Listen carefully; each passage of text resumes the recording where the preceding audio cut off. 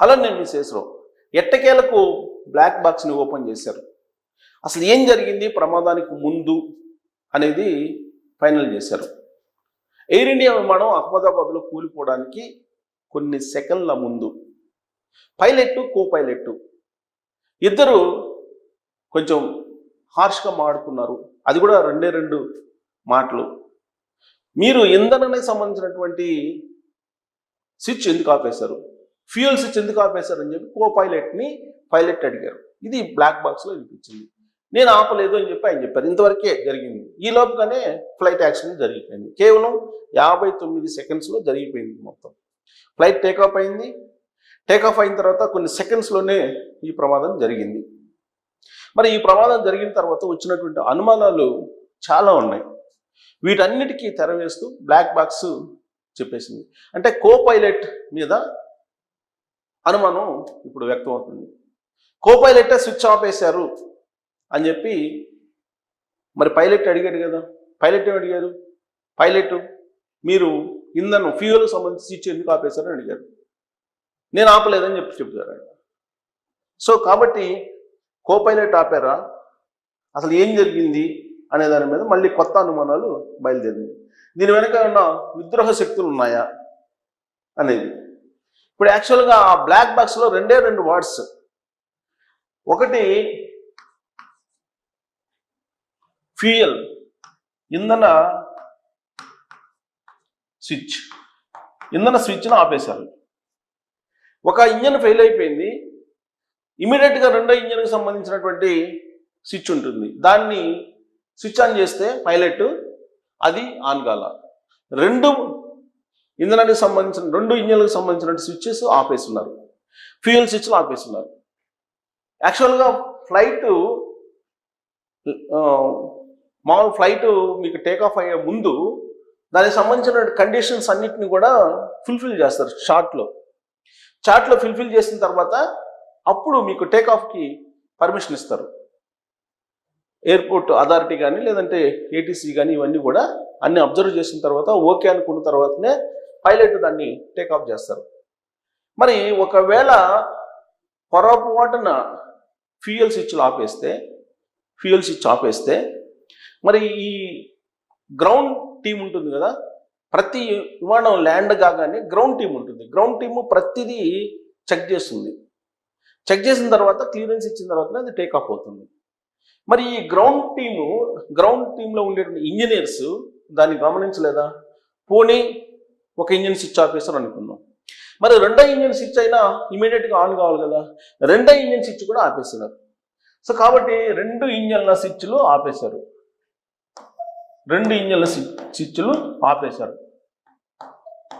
రెండు ఇంజిన్లు ఉంటాయి. ఈ రెండు ఇంజిన్ల స్విచ్లు ఆపేస్తున్నారు. ఇక్కడే కరెక్ట్గా అనుమానం వస్తుంది.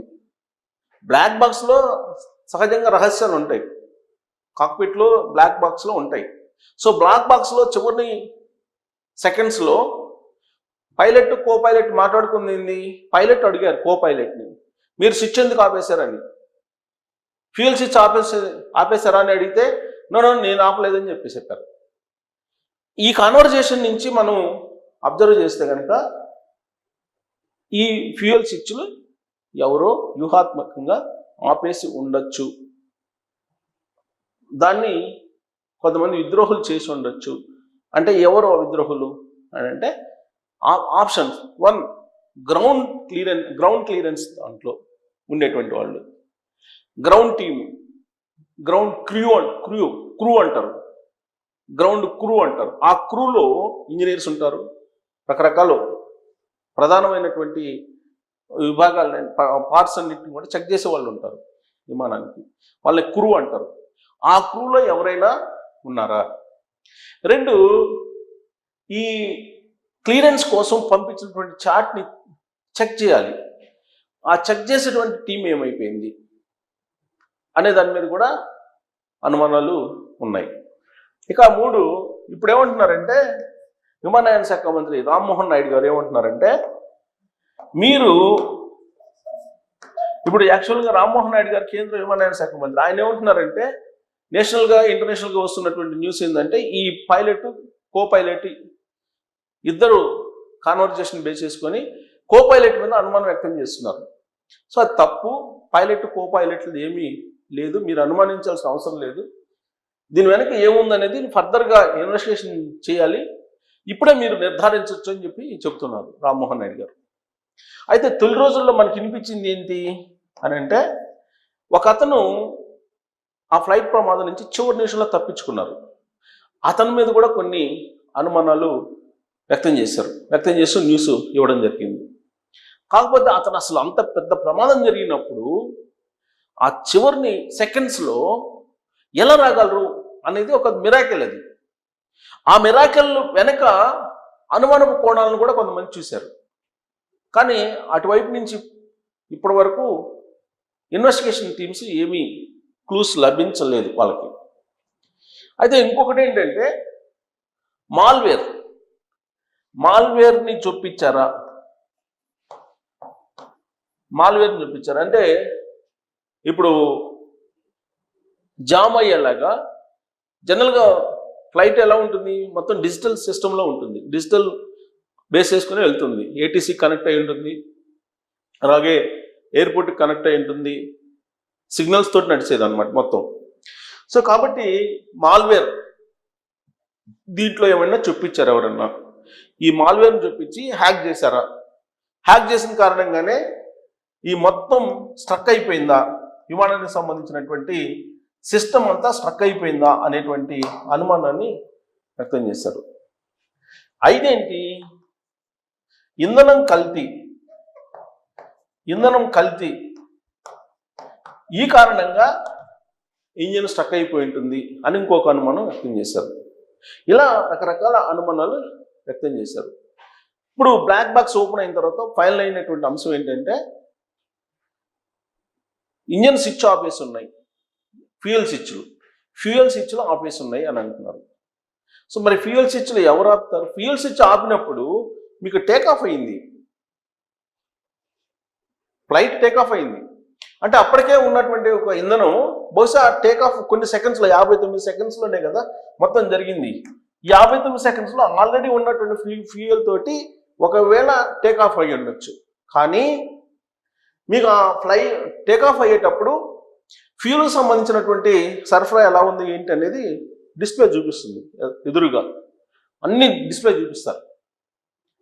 ఆ డిస్ప్లే చూపించినంత పాటు ఇవన్నీ ఏది సక్రమంగా ఉన్నా కానీ అక్కడ సంకేతం వస్తుంది, డిజిటల్ సంకేతం వస్తుంది. కానీ అది అబ్జర్వ్ చేయలేదా పైలట్? తీరా అది టేకాఫ్ అయిన తర్వాత చూసుకున్నారా అనేది ఒకటి. రెండు, మాల్వేర్. ఒకవేళ మాల్వేర్ కనుక దాంట్లో ఇన్సర్ట్ చేస్తే, హ్యాక్ చేస్తే, ఆ హ్యాక్ చేసినప్పుడు ఇవన్నీ డిజిటల్ సిస్టమ్స్ ఏవి డిజిటల్ కనిపించదు. అది చేశారా అనేది స్టిల్ ఇప్పటికి కూడా అనుమానం ఉంది. కాకపోతే వాళ్ళిద్దరి మధ్య జరిగిన కాన్వర్జేషన్ ఒకటే బయటకు వచ్చింది కాబట్టి ఫ్యూయల్ స్విచ్లు అయితే ఆగిపోయినాయి, పైగా 2 ఇంజన్లు ఆగిపోయినాయి. 2 ఇంజన్లు ఆగిపోయినాయి అంటే దీని వెనక ఖచ్చితంగా ఏదో కుట్ర ఉంటుంది అనేది అనుమానిస్తున్నారు. సో కేంద్ర విమానయాన శాఖ మంత్రి రామ్మోహన్ నాయుడు గారు చెప్తున్న దాని ప్రకారం ఇప్పట్లో మనం ఆ కో పైలట్ని కానీ లేదా క్రూలో ఉండేటువంటి వాళ్ళని కానీ అనుమానించాల్సిన పని లేదు అంటున్నారు. ఇన్వెస్టిగేషన్ జరుగుతుంది అంటున్నారు. బట్ ఫ్యూయల్ స్విచ్లు ఆగిపోయినాయి. ఆగిపోవడానికి కారణం ఏంటనేది తెలిసేంత వరకు కూడా దాన్ని విద్రోహమైనటువంటి చర్యగానే తీసుకోవాల్సి వస్తుంది. మరి ఆ ఫ్యూయల్ స్విచ్లు ఎందుకు ఆగిపోయాయి? మాల్వేరా, లేదంటే క్రూ టీమా, లేదంటే గ్రౌండ్ టీమా, ఎవరు ఆపేసి అనేది మాత్రం ఇప్పటికీ సీక్రెట్గానే ఉంది.